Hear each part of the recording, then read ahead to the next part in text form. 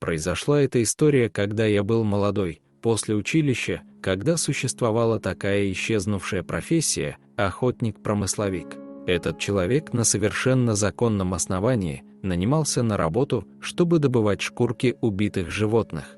Конечно, никаких попало, а конкретных. Ему выделялась определенная территория для обхода, на соседней работал другой промысловик. Работнику ставился план сдачи, он должен был к сроку принести продукцию своего труда.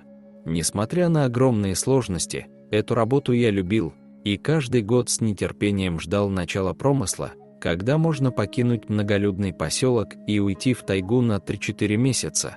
Нравилось мне ходить в первозданной тишине, слушать шорохи, ловить дальние звуки, любоваться красотой. Все бы хорошо, но один минус в моей работе соседом по промысловому участку был крайне неприятный мужик Макар. Отсидел он свой срок здесь же, в этих краях, семьи нет, родители померли в войну, и решил он остаться там, где сидел. Устроился на работу охотником. Дело даже не в том, что он бывший уголовник. В наших краях такого народа много, и среди них встречаются золотые ребята. Но этот Макар был не такой. Была в нем какая-то непростая хитрость, а какая, я сразу разгадать не мог. Часто общаться с Макаром мне не приходилось, только по необходимости. В основном оформляли вместе рабочие документы, вместе закупали провизию. В целом для экспедиции он парень неразговорчивый и скрытный, а как такому доверяться, если на сотни километров ближе него никого нет? Вот и думай-гадай, как быть с таким соседом. В этот раз я пытался в очередной раз наладить отношения с моим соседом в магазине, где мы закупали продукты перед отходом в тайгу. «Ну что, Макар, поспорим на оклад, кто больше соболей набьет? Ты хорошо стреляешь, не упустишь добычу». Мой собеседник посмотрел недоверчивым взглядом. «Да что с тобой спорить? У тебя участок по реке идет, а там соболя водится больше, тебе и подфартит. А я так пробегаю». И столько злобы было в его ответе, что у меня мурашки побежали по коже. Я попытался обратить разговор в шутку, но Макар насмешек не прощает, даже в дружеском тоне. Снова сверкнув на меня глазами из-подлобья и играя желваками на скулах, он завязал мешок и вышел на улицу. На следующее утро я уже пошел в тайгу. Первые дни самые суетливые и хлопотные. Нужно много сделать, расставить ловушки, разложить прикорм соболю. Я любил на зверьков самоловом охотиться. Это когда не нужно стрелять в соболя, его шкурка остается целой. Иногда приходилось проявлять невиданную точность. Мой сосед только подстреливал соболей, другим способом. Видимо, он не умел добывать трофей. Время шло вперед. Новый год я встретил в охотничьей избе, под свист метели и завывание волков. Так и проходили мои одинокие ночи. С Макаром я столкнулся всего один раз, и то случайно.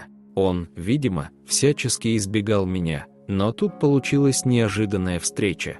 Я обходил дальние ловушки и зашел к роднику за водой. Родник протекал в небольшом овражке. Пока я, согнувшись, набирал воду, меня из овражка не было видно. Сосед в это время тоже шел за водой, и когда я разогнулся, прятаться от меня было уже поздно. Пришлось ему подойти ко мне. «Здравствуй, Макар. Как охота? Много ли набил соболя?» «Да какая там охота? Ерунда. План не сделаю». Он всегда так в разговоре занижал, уменьшал собственные трофеи. Зачем он это делал, я так и не смог догадаться. Обычно суеверные охотники так боятся с глазу и специально не хвалятся пойманным. Макар не был суеверным, однако скрывал всегда, сколько набил соболей. Долго разбираться в особенностях моего соседа не было желания, работа ждала. Однажды, спустя несколько дней после той встречи у родника, пошел я поутру обходить расставленные ловушки и обнаружил около одной из них тигренка, вытаскивающего приманку. Ловушка рассчитана на маленького зверька.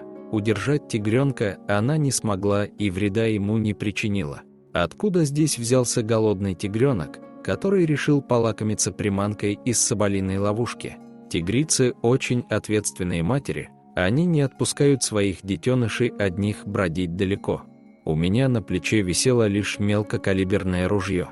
Если здесь сейчас появится тигрица, то это оружие меня не спасет. Оглядевшись по сторонам, я не нашел ни следов матери тигренка, ни ее самой. А желтоглазый полосатик смотрел на меня прямым взглядом и будто спрашивал, как мне дальше жить. В жизни тигренка что-то произошло. Просто так малыш не пришел бы к приманке, где пахнет человеком. Мать его не ищет. В тайге один он погибнет от голода и холода. Придется забрать его на заимку, размышлял я и положил детеныша в мешок, хоть и сделать это было ой как непросто. Хоть было рано возвращаться домой, но что поделаешь, не бродить же с тигренком за спиной. Вечером я отправился на поиски тигрицы. Должна же она где-нибудь существовать в тайге. По следам найти можно. Не хвастаясь, могу уверенно заявить, что читать следы было моим любимым занятием с малолетства. Где какая птица или зверь прошли, кто с кем дрался на снегу, от кого перышки или шерстка осталась. Следы тигрицы я обнаружил почти сразу, недалеко от того места, где встретил моего маленького питомца.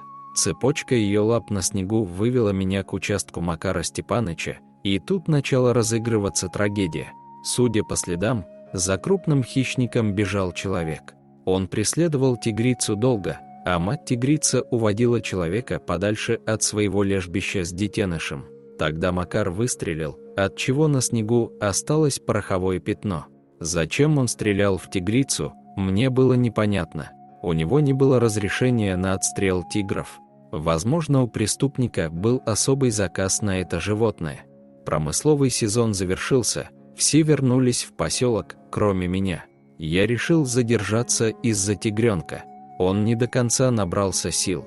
Пусть подрастет как следует, уйдет в тайгу, а потом уже я домой отправлюсь, решил я и остался до лета. В середине июля нужно было сдавать мех. Я загрузил рюкзак добычей, снегоход и зимнее снаряжение оставил на заимке. Не принято в тайге запирать на ключ, да и от кого. Чужих там нет. Но оказалось, есть чужие, которые хуже, чем свои. Как же я потом жалел, что так опрометчиво доверял всем. Выйдя из тайги, встретил я в поселке Макара. Тот, на удивление, со мной вдруг такой разговорчивый, и все выспрашивает про то, что у меня осталось на заимке, и когда я снова туда наведаюсь. Мне бы сразу догадаться, почему он такие вопросы задает. Но я так устал в тот день, да и дел было много, не до этого. Через несколько дней пошел по поселку слух, пропал Макар Степаныч, нигде его не видели и где искать не знают. А когда его замерзшего, чуть живого достали из реки, на него было страшно смотреть. Все лицо, руки в ссадинах и синяках. Мужчина жаловался на страшные раны на спине. Когда его раздели и осмотрели, это были уже воспалившиеся от загрязнения глубокие царапины, кое-где с нагноением. Я приехал на заимку отбуксировать зимнюю экипировку, но то, что я увидел, поразило меня. Весь мой дом был перевернут. Все металлическое и то, что можно сдать как сырье, было сложено в кучу под сосной. Снегоход преступник собирался отдельно перевозить. Не побрезговал вор даже стеклянными банками и стареньким радиоприемником. Навстречу мне выбежал подросший тигренок и, благодушно урча, стал рассказывать мне здешние новости. Я сопоставил ранение выловленного из реки Макара и погром на моей заимке. Смог представить себе картину преступления. Жаль, что мой молчаливый питомец не умеет говорить. Узнав о моем уходе с заимки, сосед решил покопаться в моем хозяйстве и прибрать к себе все, что понравится. Макар пришел к сторожке открыто, ведь он не предполагал, что дом под надежной охраной. Порывшись во дворе, сложив имущество в кучу, он решил проникнуть в дом. Как только он взялся за ручку двери, на него с крыши спрыгнул тигр-подросток и повис когтями на коже спины. От дикой боли воришка рванул в сторону реки. Видимо, ему было все равно, куда бежать, лишь бы не стоять на месте. Дальнейшую картину восстановить сложно. Может, преступник решил кататься по земле, чтобы сбить с себя дикую кошку и свалился в реку. Может, сценарий был другой, неизвестно. Макар об этом молчит. Следователю он рассказал лишь о попытке кражи. После этой истории я точно был уверен, что мой питомец готов ко взрослой жизни.